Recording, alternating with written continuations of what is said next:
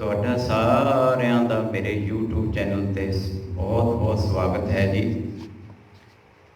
ਆਓ ਲੜੀਵਾਰ ਵਿਚਾਰ ਦੇ ਤਹਿਤ ਅੱਜ ਅਸੀਂ 6ਵੇਂ ਸ਼ਲੋਕ ਅਤੇ 8ਵੇਂ ਪਦੇ ਨੂੰ ਸਮਝਣ ਦੀ ਕੋਸ਼ਿਸ਼ ਕਰਨੇ ਹਾਂ, ਜਿਹਦੇ ਵਿੱਚ ਸਤਿਗੁਰੂ ਜੀ ਨੇ ਸਾਨੂੰ ਸ਼ਲੋਕ ਬਖਸ਼ਿਆ ਹੈ ਕਿ ਪਰਮਾਤਮਾ ਦੀ ਸ਼ਰਨ ਵਿੱਚ। ਪਰਮਾਤਮਾ ਦੀ ਸ਼ਰਨ ਕੀ ਹੈ ਅਸੀਂ ਸਮਝ ਚੁੱਕੇ ਹਾਂ। ਪਰਮਾਤਮਾ ਦੇ ਨਿਯਮ ਵਿੱਚ ਕਿ ਇੱਕ ਮਨੁੱਖਤਾ ਦਾ ਜੀਵਨ ਮਿਲਿਆ ਹੈ, ਮਨੁੱਖਤਾ ਨੂੰ ਤਿਆਗ ਨਾ ਕਰੇ, ਕਾਮ ਕ੍ਰੋਧ ਲੋਭ ਮੋਹ ਹੰਕਾਰ ਦੇ ਵਸ ਹੋ ਕੇ ਮਨੁੱਖ ਨਾ ਚੱਲੇ, ਬਲਕਿ ਇਹ ਕਾਮ ਕ੍ਰੋਧ ਲੋਭ ਮੋਹ ਅਹੰਕਾਰ ਜਿਹੜਾ ਮਨੁੱਖ ਦੇ ਵਸ ਹੋ ਕੇ ਚੱਲਣ। ਤੇ ਵੇਖੋ ਹੁਣ ਸਤਿਗੁਰੂ ਜੀ ਸਾਨੂੰ 8ਵੇਂ ਪਦੇ ਵਿੱਚ ਬਿਲਕੁਲ ਕਲੀਅਰ ਕਰਦੇ ਨੇ। ਅਸੀਂ ਅੱਜ ਸਮਝਣ ਦੀ ਕੋਸ਼ਿਸ਼ ਕਰਨੇ 8ਵੇਂ ਪਦੇ ਵਿੱਚ ਸਤਿਗੁਰੂ ਜੀ ਸਾਨੂੰ ਕਿਹੜਾ ਗਿਆਨ ਬਖਸ਼ ਰਹੇ ਨੇ। ਆਪ ਜਪਾਏ ਜਪੈ ਸੋ ਨਾਉ, ਆਪ ਗਵਾਏ ਸੋ ਹਰਿ ਗੁਣ ਗਾਓ।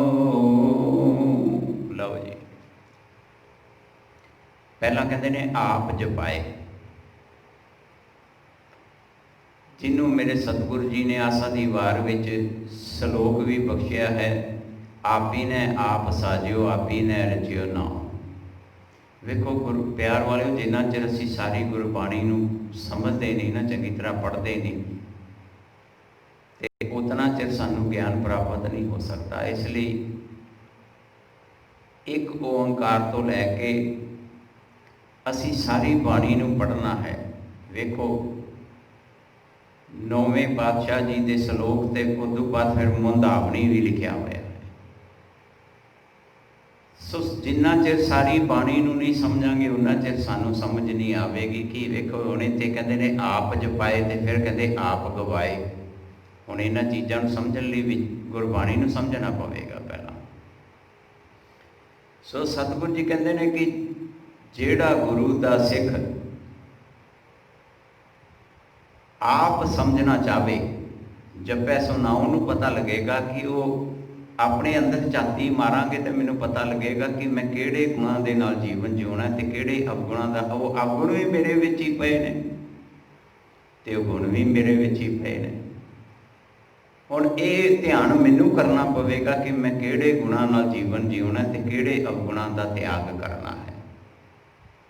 ਪਰ ਉਹਦੇ ਲਈ ਵੇਖੋ ਨਾਲ ਹੀ ਕਹਿੰਦੇ ਆਪ ਗਵਾਏ, ਵੀ ਪਹਿਲਾਂ ਆਪਣੀ ਅਹੰਗ ਰੋਗ ਨੂੰ, ਅਹੰਕਾਰ ਨੂੰ ਛੱਡਣਾ ਪਵੇਗਾ। ਕਿਉਂਕਿ ਸ਼ਬਦ ਮਰੋ ਫਿਰ ਜੀਵੋ ਸਦਾ, ਸੋ ਹਰ ਗੁਣ ਗਾਓ। ਤਾਂ ਹੀ ਤੇ ਪਰਮਾਤਮਾ ਦੇ ਗੁਣ ਗਾਉਣ ਦਾ ਮਤਲਬ ਹੈ ਗੁਣਾਂ ਨਾਲ ਜੀਵਨ ਨੂੰ ਜਿਉਣਾ। ਪਹਿਲਾਂ ਆਪਣੇ ਅੰਦਰੋਂ ਅਗਿਆਨਤਾ ਖਤਮ ਕਰਾਂਗਾ ਜਾਂ ਉਹ ਗੁਣਾਂ ਨੂੰ ਸਮਝਾਂਗਾ ਜਿਹੜੇ ਗੁਣਾਂ ਨਾਲ ਮੈਂ ਜੀਵਨ ਜਿਉਣਾ, ਤਾਂ ਹੀ ਤੇ ਉਹਨਾਂ ਗੁਣਾਂ ਦੇ ਨਾਲ ਜੀਵਨ ਨੂੰ ਜਿਉ ਸਕਦਾ ਹਾਂ। ਤੇ ਉਹਦੇ ਲਈ ਜ਼ਰੂਰੀ ਹੈ ਕਿ ਆਪਣੀ ਸਿਆਣਪਾਂ ਦਾ ਤਿਆਗ ਕਰਨਾ, ਆਪਣੀਆਂ ਚਲਾਕੀਆਂ ਦਾ ਤਿਆਗ ਕਰਨਾ ਤੇ ਗੁਰੂ ਦੇ ਗਿਆਨ ਨੂੰ ਸਮਝਣਾ। ਪ੍ਰਭ ਕਿਰਪਾ ਤੇ ਹੋਏ ਪ੍ਰਗਾਸ, ਪ੍ਰਭੂ ਦਇਆ ਤੇ ਕਮਲ ਵਿਗਾਸ। ਲਓ ਜੀ, ਅਸੀਂ ਕਹਿ ਦਿੰਦੇ ਹਾਂ ਜੀ ਪਰਮਾਤਮਾ ਦੀ ਕਿਰਪਾ ਹੋਵੇਗੀ ਤੇ ਮੇਰੇ ਅੰਦਰ ਪ੍ਰਕਾਸ਼ ਹੋਏਗਾ। ਕਹਿੰਦੇ ਸਭ ਤੋਂ ਵੱਡੀ ਪਰਮਾਤਮਾ ਦੀ ਇਹ ਕਿਰਪਾ ਹੈ ਜਦੋਂ ਸਾਨੂੰ ਗੁਣਾਂ ਦਾ ਪਤਾ ਲੱਗ ਗਿਆ ਕਿ ਮੈਂ ਕਿਹੜੇ ਗੁਣਾਂ ਨਾਲ ਜੀਵਨ ਜਿਉਣਾ। ਕਿਉਂਕਿ ਪਹਿਲਾਂ ਹੀ ਕਹਿ ਦਿੱਤਾ ਨਾ, ਗੁਣ ਗਾਓ।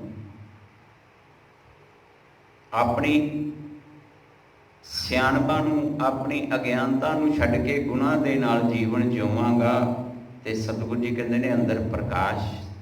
ਤਾਂ ਪਤਾ ਲੱਗਾ ਕਿ ਮੇਰੇ ਅੰਦਰ ਉਹ ਪ੍ਰਕਾਸ਼ ਭਾਵ ਉਹਨਾਂ ਗੁਣਾਂ ਨਾਲ ਜੀਵਨ ਜਿਉ ਸਕਾਂਗਾ। ਇਹਨੂੰ ਕਹਿੰਦੇ ਪ੍ਰਕਾਸ਼ ਗੁਣਾਂ ਨਾਲ ਜੀਵਨ ਨੂੰ ਜਿਉਣਾ।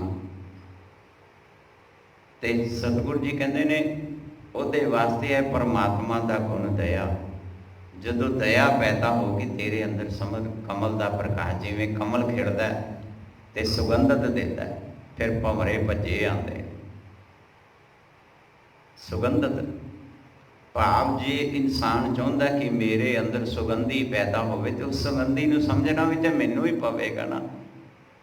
पर उत्थे मैं कह दिना भी फलाणे नूं जाके मत्था टेकदा वां। प्यार वालिओ, गुरु का ज्ञान हर सिख नूं वेखो कितनी उच्च कोटि की शिक्षा दे के जगा रहे हैं सतगुरु जी कि सिखा जाग।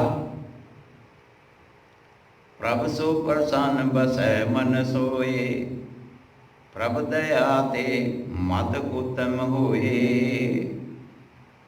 कहते जे तू परमात्मा के गुणां नाल एक तो होंदा प्रसन्न, पर इत्थे सतगुरु कहते सो प्रसन्न।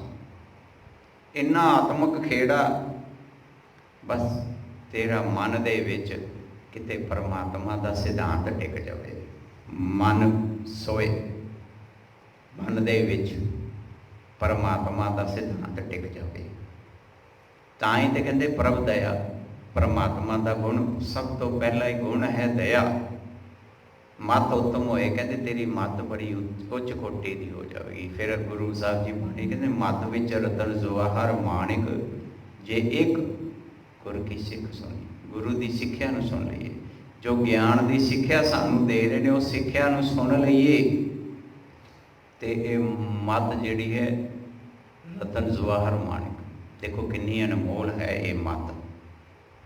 तो सतगुरु जी कहते हैं तेरे अंदर दया पैदा होगी तो तेरी मत ऑटोमैटिकली उत्तम हो जाएगी। सर्व निधान प्रभ तेरी मया, आपू कछु न किन्हू लया। लो जी, आप देखो सारी गल इंसान खुद कह रहे हैं सिखा तेरे विच कोई भी विचोला नहीं बन सकता, तेनू खुद करना पवेगा। तो सर्व निधान का मतलब है सारे खजाने, क्योंकि पंडित की फिलोसफी कहती सी 9 निधियां के खजाने मिलणगे, और इंसान अज तक भजा फिरदा है वो 9 निधियां नूं लभण लई। वो 9 निधियां के खजाने नूं भरन विच लगा होया ते पंडित की जय जयकार करी जांदा है। अज ये गल वखरी कि पुजारी मेरे वर्गे पग वाले ने। तो सतगुरु जी कहते हैं प्रभ तेरी मया, जे परमात्मा की इत्थे मया का भाव है परमात्मा की बख्शिश। तो परमात्मा की बख्शिश किहड़ी है? गुण गाओ, गुणा दे नाल जीवन जिउण वाला। तो कहते जिन्हें आप नहीं लिया वो किनू लिया, वो कितों भी नहीं लै सकता। जिन्हें खुद नहीं अपने अंदर दया पैदा की, अपने अंदर खुद गुरु के ज्ञान नहीं समझिया, तो सच सतगुरु जी ने कहते ना किनू लिया, वो कितों भी नहीं लै सकता। तो जे अज भी इंसान नहीं समझता, फिर भी धक्के खाई जाता, कदी उधर जाके कदी उधर जाके, कदी उस बाबे नूं मत्थे टेक के कदी उस बाबे नूं। प्यार वालिओ, सतगुरु जी ने वेखो बिल्कुल क्लीयर कह दिता है, मानू की टेक बिरती सब जान। ते नाल ही कहते हैं जगजीवन पुरख त्याग के मानस संधियास। पर अज इस जीवन नूं त्याग के जिहड़ा परमात्मा का सिद्धांत है वह त्याग करके हर इंसान मनुख ते आस ला के बैठा हो है, तां ही तो सानू कुछ प्राप्त नहीं हो रहा। जित जित लावै तित लगै हर नाथ, नानक इनकै कछु न हाथ। लो जी, हुण इत्थे ते गल बिल्कुल क्लीयर कर देती है कि किसी के हथ भी कुछ नहीं हैगा। नानक साहब जी की सोच कह रही सिखा किसी के हथ विच कुछ भी नहीं। तू जिवें अपने आप नूं लावेंगा तेरा शरीर ऑटोमैटिकली वो कर्मां विच चला जाएगा। क्योंकि अज इंसान नूं यही है कि मैं फलाने बाबे नूं मत्थे टेक ला, मैनूं बख्शिश मिल गई। सतगुरु जी कहते एक मनुखता नूं नाल जाके मत्थे टेकी जाना, एक मनुख नूं जिहड़ा खुद परमात्मा की बिरती नूं परमात्मा के गुणां नाल जीवन नहीं जिउ सकिया, उहनूं जाके तू मत्थे जिन्ने मर्जी टेक लै, तेरा कभी भी भला नहीं हो सकता। सतगुरु जी कहते हैं कि जिवें तू लावेंगा अपने आप नूं, जे गुरु के ज्ञान वाले पासे लाएगा तो परमात्मा की बख्शिश नाल जुड़ जाएगा। पर किसी मनुख नूं मत्थे टेक के वो खुद वेखो दुनियावी माया नूं पैसिਆਂ नूं माया समझ के बैठा होया है, तो तू भी फिर उवें दे जीवन विच ही लगा हरा, उवें ही परमात्मा नूं समझ के उवें दी बख्शिश ही तैनूं मिल जाएगी। सो सतगुरु जी ने अज 8वें पदे ਵਿੱਚ ਬਿਲਕੁਲ ਕਲੀਅਰ ਕਰ ਦਿੱਤਾ ਹੈ ਕਿ ਸਿੱਖਾ ਗੁਰੂ ਦਾ ਗਿਆਨ ਤੇਰੇ ਲਈ ਬਹੁਤ ਜ਼ਰੂਰੀ ਹੈ।